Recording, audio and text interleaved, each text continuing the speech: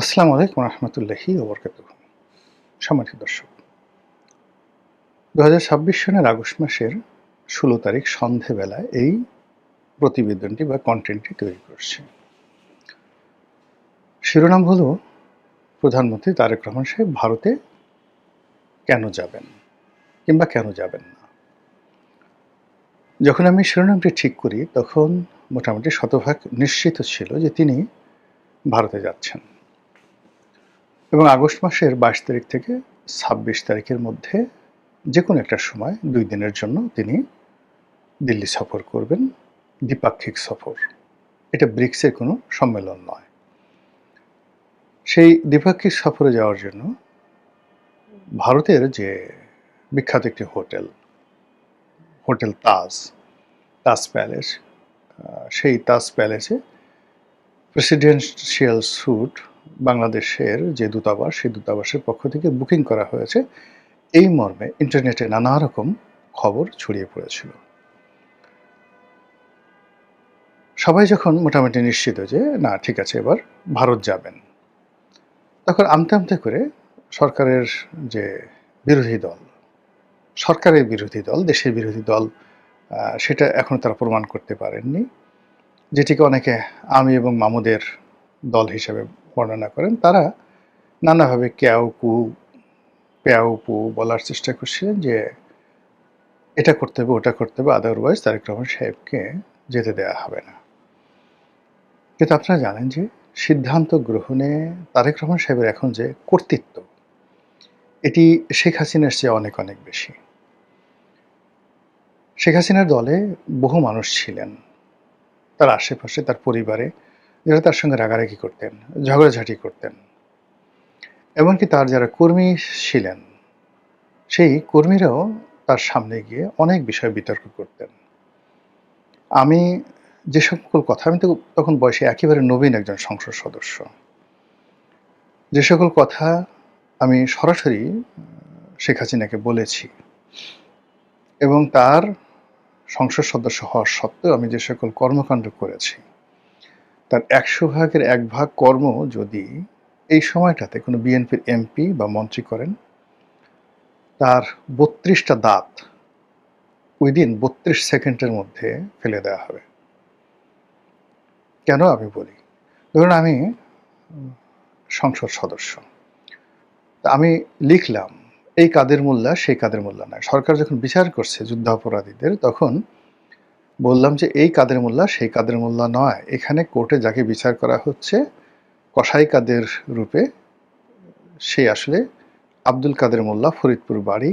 আর যে কাদের মোল্লার বিচার হওয়া উচিত সে মারা গিয়েছে, তিনি কসাই কাদের, মিরপুরের বিহারি কাদের, কসাই কাদের।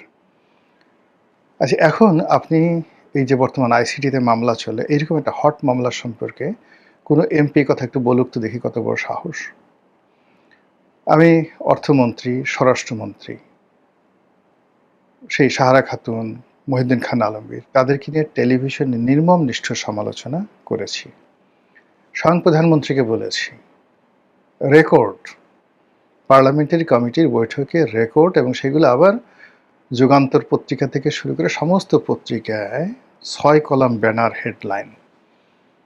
এমপি রনির অভিযোগ প্রধানমন্ত্রীর কোনো চেইন অফ কমান্ড নেই।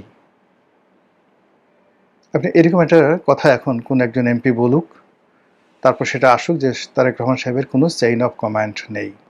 দেখেন দাঁত কয়টা থাকে। ওখানে বসে সরকারি দলের এমপি তখন তারেক রহমান সাহেবের প্রশংসা করেছি। বেগম জিয়াকে নিয়ে লিখেছি স্বপ্নলোকের গল্পযুগে বেগম জিয়ার রাজনীতি। একবার নয়, দুইবার নয়, তিনবার নয়, বহুবার ইউনূস সাহেবকে নিয়ে লিখেছি। তো এই গণতন্ত্রটা আওয়ামী লীগের জমানাতে ছিল।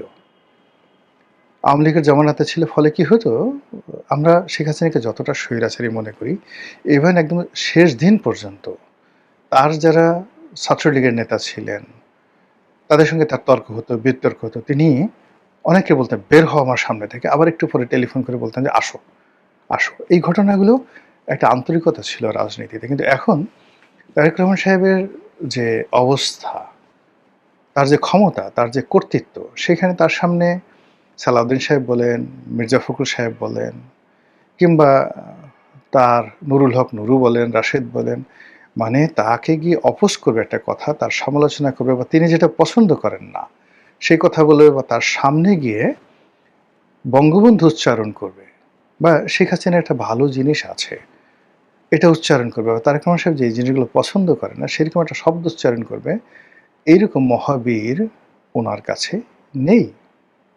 পুরো মানে ওনার মানে ক্যাবিনেটের মধ্যে, ওনার পার্লামেন্টে এই জিনিসগুলো নেই। এর কারণটা হলো যে তার একক কর্তৃত্ব, একক ক্ষমতা। সেই ক্ষমতা তার বিরোধী দলের উপরে। শেখ হাসিনার বিরোধী দল যারা ছিলেন তারাও গৃহপালিত ছিল। তিনি এরশাদ সাহেবকে, রওশন এরশাদকে, তারপরে শেষে জিএম কাদেরকে, এদেরকে নিয়ে ঘুডু করতে পারতেন, একজন আরেকজনের বিরুদ্ধে লাগিয়ে দিতে পারতেন। রাশেদ খান মেনন এবং তার দলের মধ্যে ফজলে হোসেন বাদশাহ, তাদের মধ্যে ঘুডু লাগিয়ে দিতে পারতেন। এরপরে হাসানুল হক ইনু, মঈনুদ্দিন খান বাদল, তাদের মধ্যে ঘুডু লাগিয়ে দিতে পারতেন।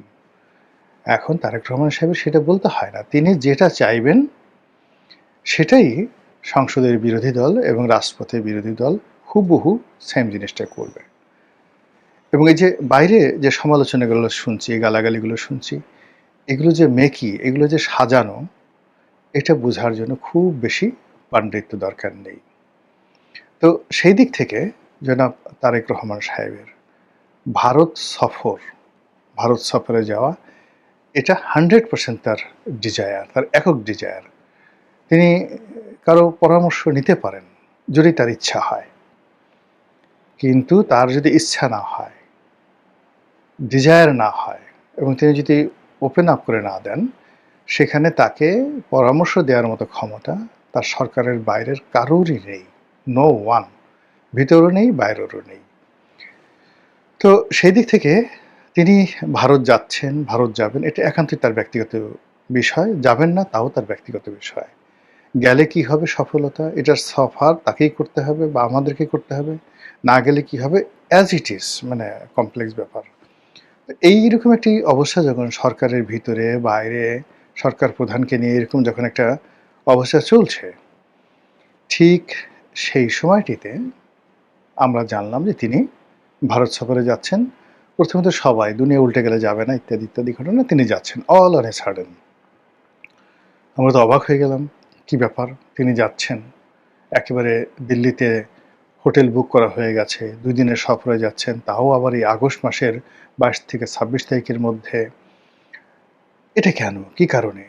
নানা রকম ইউটিউবে যারা কন্টেন্ট তৈরি করেন, আওয়ামী লীগের পক্ষের লোক, বিপক্ষের লোক, তারা এটা নিয়ে একেবারে নাকে নস্যি বেঁধে বিচার করে, বিশ্লেষণ করে নানা রকম কথা বলার চেষ্টা করছেন। গেলে কি হবে, না গেলে হবে, কেন যাবেন, যারা আওয়ামী লীগের লোকজন আসতেই হবে ভারতে, ভারত ছাড়া কি তারেক রহমান সাহেবের ক্ষমতা টিকে থাকা সম্ভব, ইত্যাদি।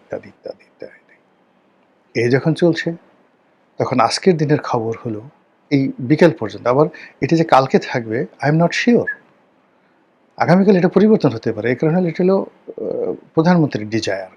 তিনি যখন ইচ্ছা, যেভাবে ইচ্ছা সেভাবে তিনি সিদ্ধান্ত গ্রহণ করবেন। তো কাজেই আজকের দিনে খবর হলো যে উনি যাচ্ছেন না।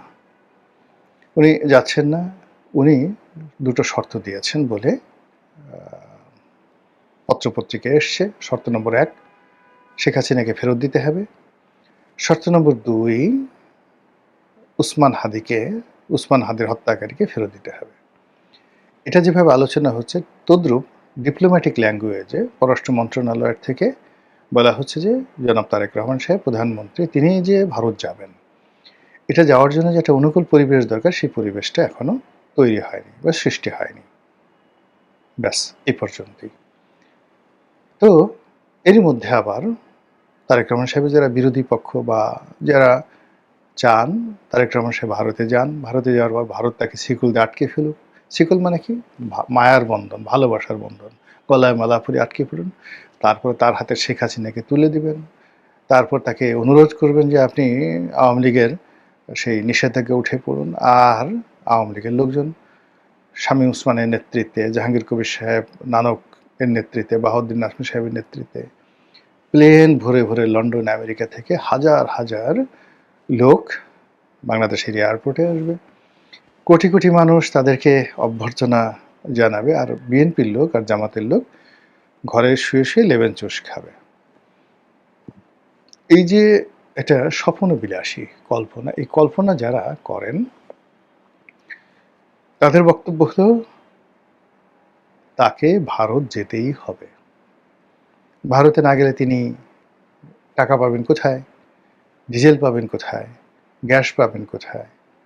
এই মুহূর্তে তো বাজেটারি সাপোর্টের জন্য তার যে টাকা দরকার অ্যাটলিস্ট $4 to $5 বিলিয়ন দরকার। সেই $4 থেকে $5 বিলিয়ন চীন তো তাকে দিচ্ছে না। একমাত্র ভারতই তাকে দিতে পারে। সৌদি আরবও তাকে দেবে না। কেউ দেবে না। কোনো বন্ধু নেই। IMF দেবে না, ওয়ার্ল্ড ব্যাংক কেউ দেবে না। অন্যদিকে যেটা IMF থেকে আমাদের পাওয়ার কথা সেটা তো আমরা পেলামই না। ইউনূস জামানাতে অর্থাৎ শেখ হাসিনার জামানাতে যেটা প্রায় $5 বিলিয়ন যেটা ঋণ চুক্তি স্বাক্ষরিত হয়েছিল, যেটা ৩টি কিস্তি দেওয়া হয়েছিল বা ২টো কিস্তি দেওয়া হয়েছিল, বাকি কিস্তি একটাও ইউনূস জামানাতে ছাড়ানো যায়নি। আর এই সরকারের আমলে সেই ঋণ চুক্তিটাই বাতিল করে দিয়ে বলছে ফ্রেশ ভাবে নতুন করে অ্যাপ্লাই করো।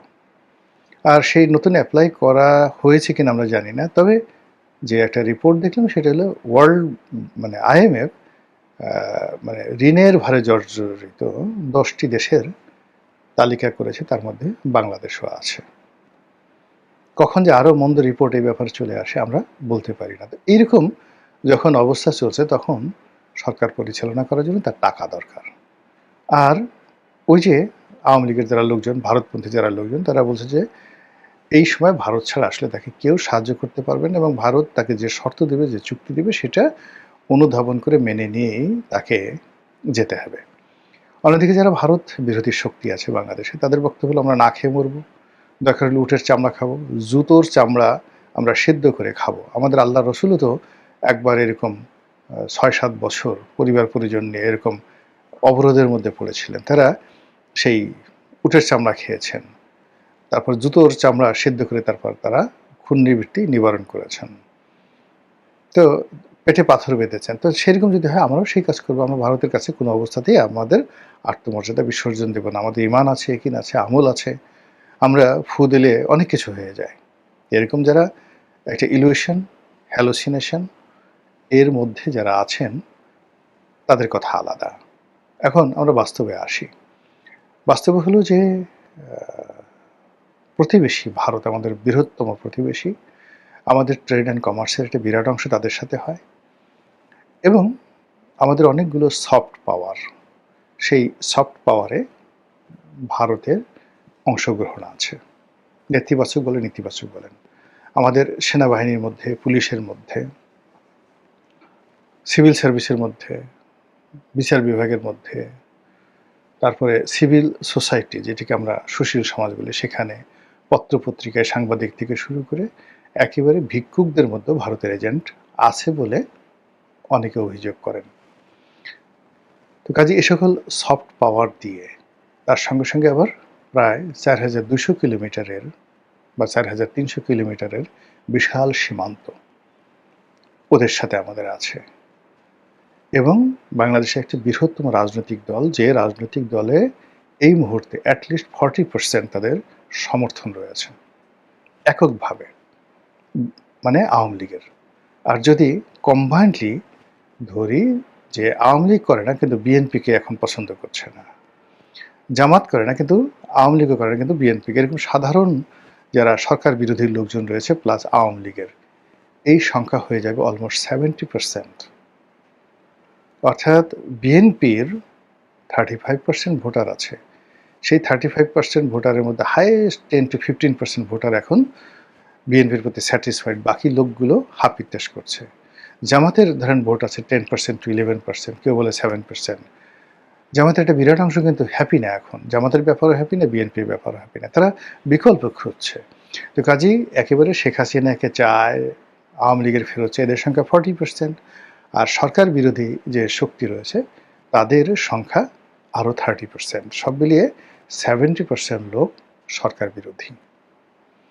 কাজে এই যে সরকার বিরোধী বিশাল একটা গোষ্ঠী, সেই গোষ্ঠী বিদ্যুতের একটা নতুন সমস্যা হলে, তারপরে ডিজেলের সমস্যা হলে, এলপিজির সমস্যা হলে, টাকার সমস্যা হলে, ব্যাংকে গিয়ে টাকা না পেলে, এলসি করতে না পেলে, ঘুষ দুর্নীতি দেখলে, চাঁদাবাজি দেখলে একসঙ্গে হাউকাউ করে ওঠে। এবং এটা কোনো অবস্থাতেই প্রতিবেশী যদি এখানে ইন্ধন দেয়, অর্থাৎ তাদের হাতে যে সফট পাওয়ারগুলো আছে সেইগুলো, প্লাস ওই যে 40% আওয়ামী লীগের যারা লোকজন রয়েছে তারা মানে জনগণমন, মানে আর কি বলবো, আর দ্বিতীয় অংশ বললাম না, ভারতের দিল্লির দাদারা যেভাবে বলবেন সেভাবেই তারা চলবে, এর বাইরে তারা যাবে না। এই যে ডিফিকাল্টিসগুলো, সেই ডিফিকাল্টিসগুলো বর্তমান সরকারের জন্য একটা মানে যাকে বলা হয় বিরাট বোঝা হয়ে গেছে। তারা ভারতকে অ্যাভয়েডও করতে পারবে না, আবার ভারতের সঙ্গে সম্পর্ক নাকে খত দিয়েও করতে পারবে না। এখানে যে স্মার্ট নেগোসিয়েশন রয়েছে, সেই নেগোসিয়েশনে যেন কোনো অবস্থাতেই ভারতের সঙ্গে আলোচনার দরজাটা বন্ধ না হয়। তারেক রহমান সাহেব এখন যথেষ্ট বয়স হয়েছে তার, he is about 62 years old, যথেষ্ট বয়স হয়েছে, কিন্তু সরকার পরিচালনায়, রাষ্ট্র পরিচালনায় একেবারেই নবীন। এই বাস্তব অবস্থাটা তাকে বুঝতে হবে। ২ নম্বর হলো যে এইরকম ডিপ্লোম্যাটিক লেভেলে সম্পর্ক করা, ভারত এবং বাংলাদেশের সম্পর্কের ক্ষেত্রে বা এনি মানে যাকে বলা হয় ফরেন রিলেশন, এই রিলেশনের ক্ষেত্রে যেটা আউটস্ট্যান্ডিং হিস্ট্রি রয়েছে, চীনের সঙ্গে আমাদের যে সম্পর্ক সেটা সেই ফাহিয়ানের আমলে কেমন ছিল, কিংবা মগধে যখন রাজা বিম্বিসার ছিলেন, সম্রাট বিম্বিসার ছিলেন, তার ছেলে যখন সেই অজাতশত্রু ছিলেন, যখন গৌতম বুদ্ধ জীবিত ছিলেন, তখন এই মগধের সঙ্গে রাজনীতির সঙ্গে কি কূটনীতির সম্পর্ক জড়িত, কিংবা আলেকজান্ডার যখন এসেছিলেন তখন এই নন্দ বংশের সঙ্গে তার কি সমস্যা ছিল, কি করে চাণক্য ক্ষমতা এলো। এই যে রাজনীতির একটা যাকে বলা হয় সূত্র, এই সূত্র কখনো পরিবর্তন হয় না। ৫,০০০ বছর আগে যেমন ছিল, ৩,০০০ বছর আগে তেমনই ছিল, ২,০০০ বছর আগে যেমন ছিল, ইখতিয়ার উদ্দিন মোহাম্মদ বিন বখতিয়ার খলজির জমানাতে একই ছিল এবং এখনও সেম আছে। প্রধানমন্ত্রী আগে এই বিষয়টা বুঝতে হবে, জানতে হবে, টু দি পয়েন্টে সিদ্ধান্ত নেওয়ার আগে তিনি নিজে লেখাপড়া করে জানেন, বুঝেন, অথবা তার আশেপাশে যারা আছে তাদের মাধ্যমে এই পুরো জিনিসটি, এটা নিয়ে ছেলে খেলা করা যাবে না। কোনো অবস্থাতে এখানে ইগো দেখানো যাবে না, কোনো অবস্থায় এখানে মাথা নোয়ানো যাবে না। Things should be handle very smartly. সম্রাট আকবরের মতো মানুষকে ঈশা খানের মতো ছোট্ট একজন জমিদার তিনি কিন্তু সামাল দিয়েছিলেন কূটনীতির কারণে, অসাধারণ কূটনীতি, অসাধারণ বিদ্রোহ মানে বীরত্বের কারণে। তো সেই জিনিসটি যদি আমরা এই 2026 সনে এসে এলোমেলো করে ফেলি, একটা ক্ষুদ্র ভুল ইরানের জন্য কি পরিণতি ডেকে নিয়ে আসে, লিবিয়ার জন্য কি পরিণতি ডেকে নিয়ে আসে, ইরাকের জন্য, কিংবা ধরেন ইউক্রেনের জন্য। ছোট্ট ভুলটা শুরু হয়েছিল একেবারে ছোট্ট একটা জায়গা থেকে। রাশিয়ার সঙ্গে যে ইউক্রেনের যুদ্ধ, আপনি দেখবেন এত ছোট, শুনলে আপনার হাসি পাবে। হুতিদের সাথে এখন সৌদি আরবের যে যুদ্ধ, এত ছোট। ফলে এখন ভারতের সাথে বাংলাদেশের যে সম্পর্ক, সেই সম্পর্কটা আসলে খুব সেন্সিটিভ জায়গায় আছে।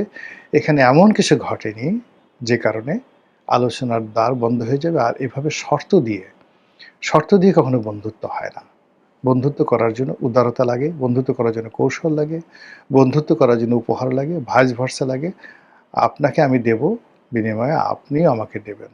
সেই ভাইস ভার্সা না থাকলে ওয়ান সাইডেড বন্ধুত্ব হয় না। ভারতের কাছ থেকে আমরা কি পাবো আর ভারতকে আমরা কি দিতে পারি, what can we do India for India, এই জিনিসগুলো আগে বুঝতে হবে।